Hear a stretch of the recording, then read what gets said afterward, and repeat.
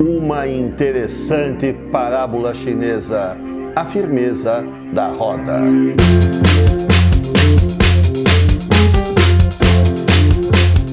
Nessa história, nós temos os seguintes personagens. O imperador, o nome dele é Li Yu. O mestre, que é o professor do imperador, Shen Zhen.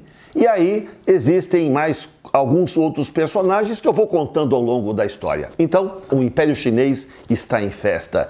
Pela primeira vez em sua história, a unificação foi alcançada, a paz foi alcançada, todos os territórios, todas as regiões estão unidas sob o comando do imperador Liu.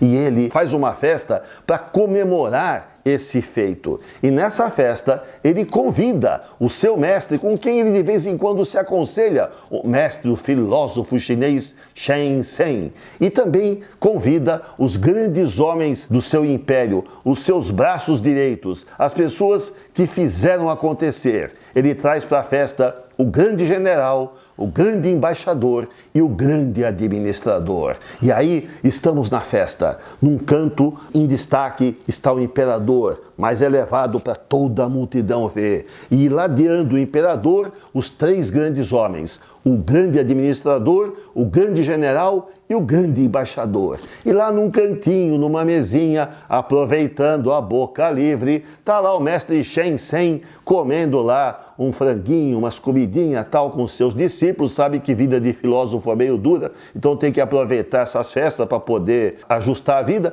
E ele tá lá comendo gostosinho tal. De repente, um discípulo vira para ele e diz: mestre, faz assim, mestre, eu não entendo, mestre. Aí o mestre pergunta: o que você não entende? Ele diz: eu não entendo. Lá está o nosso imperador e lá estão os três grandes homens do reino, o grande general, o grande administrador e o grande embaixador. E eu não entendo, mestre. Aí o mestre falou: explique o que você não entende.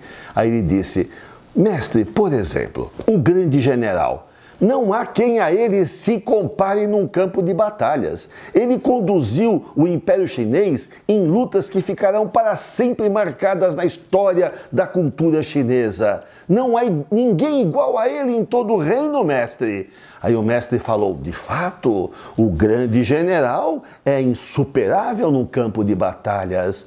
Aí o gafanhoto é o discípulo, né? Falou assim: mas é isso que eu não entendo, mestre. Aí o mestre falou: mas o que você não entende? Ele falou assim: por exemplo, mestre, o grande embaixador. Não há quem a ele se iguale numa mesa de negociação. Ele conduziu reuniões difíceis, ele construiu, foi o artífice de tratados de paz que fizeram com que a China conseguisse acertar todas as suas fronteiras com os impérios vizinhos, conquistando largas porções de território sem que nenhuma gota de sangue fosse desperdiçada, e graças aos esforços desse grande embaixador. E aí o mestre falou: de fato, o embaixador não há quem a ele se iguale numa mesa de negociação.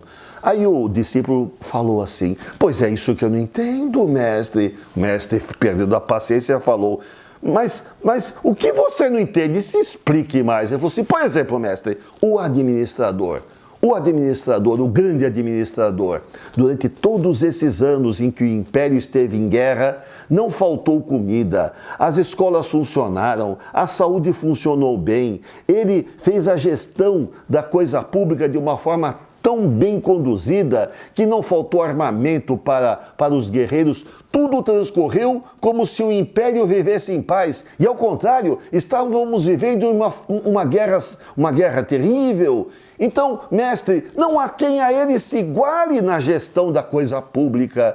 E o mestre falou: de fato, o nosso administrador é muito competente. Aí o discípulo falou: então, mestre, é isso que eu não entendo. Aí o mestre irritou-se e falou: diz para mim, de uma vez por todas, o que é que você não está entendendo, criatura? E aí o discípulo falou: mestre, eu olho para o imperador e penso comigo, qual é o talento do imperador? Porque, mestre, o imperador no campo de batalha, sei não, mestre, o general é melhor que ele. O imperador numa mesa de negociação, o embaixador é melhor que ele. O imperador administrando as coisas públicas, o nosso administrador é melhor que ele. Então eu me pergunto, por que o imperador é o imperador?